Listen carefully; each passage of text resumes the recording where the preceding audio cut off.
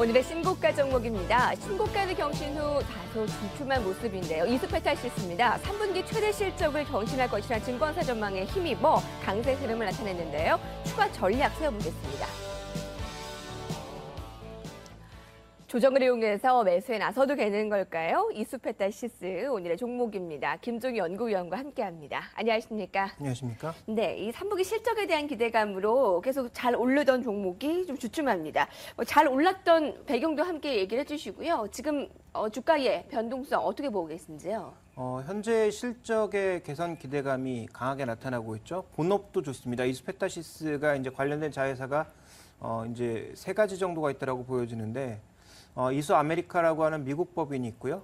그리고 이수 엑사보드를 포함한 이 휴대폰 HDI를 만드는 그런 쪽에 한 가지 있고 또 하나 이제 사업은 FPCB를 추진하고 있는 자회사도 하나 있습니다. 그래서 통신용 MLB 그리고 휴대폰 기판용 HDI 이에 또 휴대폰을 비롯한 여러 가지 제품에 들어가고 있는 FPCB까지 만들어내는 자회사를 가지고 있기 때문에 복합적으로 PCB와 관련된 또 휴대폰과 관련된 통신용 PCB를 모두 만드는 업체다라고 봐야 될 것 같은데요.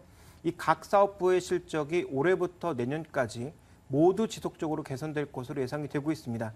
그러다 보니까 이제 주가는 굉장히 많이 올랐다. 올 한 해로 보면 60% 넘게 주가가 올랐다라고 좀 볼 수가 있겠고요. 네. 현재 구간에서 자회사 실적 개선과 함께 최근에 이제 실적의 긍정적인 모습이 나타나고 있지만 무엇보다 주력으로 삼고 있는 본사 기준 MLB가 흔들릴 가능성이 언급이 되면서 큰 폭의 주가의 변동성이 있었습니다. 신고가 기록한 바로 다음 날이었던가요? 이제 큰 폭의 주가 하락이 있었지만 증권사 쪽에서는 일시적인 우려에 불과하다, 잘못된 이슈였다라는 얘기가 나오면서 어느 정도 좀 회복되고 있는 상황인데요.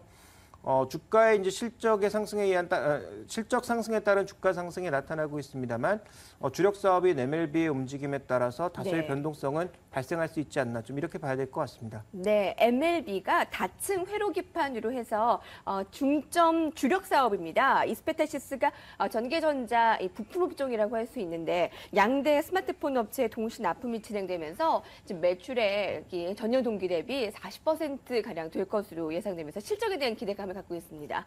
주가가 올해 60%가량이 올랐다고요? 네. 그 밸류에이션 수준은 어떻습니까? 이렇게 많이 올랐음에도 불구하고 밸류에이션은 비싸지 않습니다. 오히려 다른 업체들과 비교했을 때 낮은 밸류에이션을 여전히 가지고 있는 상황입니다. 현재 이 종목 같은 경우에 지금 주력 사업인 MLB는 통신 서버라든지 아니면 라우터 이런 쪽에 들어가게 되거든요. 그런데 최근에 다 아시겠지만 우리나라도 추가적인 통신망 투자가 예정되어 있는 상황이고요.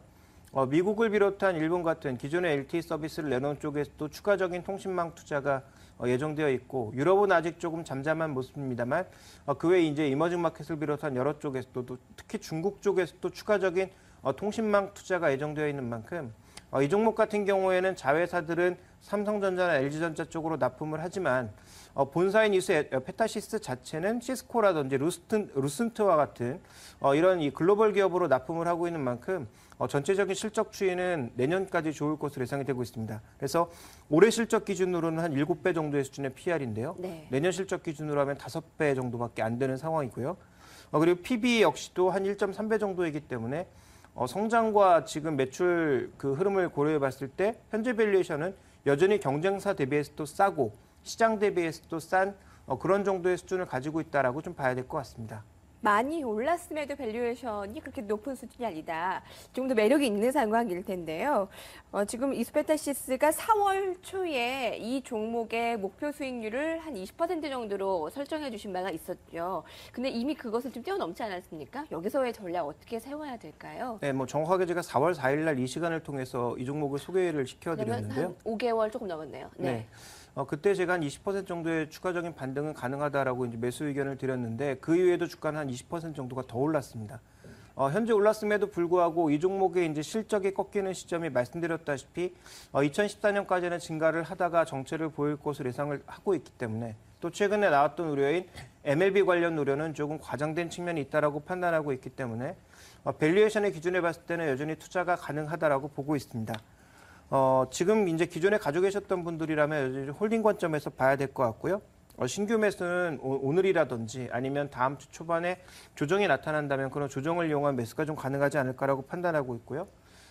차익을 실현하거나 좀 더 강력하게 매도해야 되는 시기는 오히려 성장에 대한 우려가 나타날 수 있는 즉 추가적인 성장 동력이 좀 둔화될 것으로 예상되고 있는 2014년 한 1분기 정도까지는 추가적인 반등이 가능하지 않을까라고 예. 보고 있고 증권사에서 지시하고 있는 목표 주가가 보통 10,000원 선 정도인데요.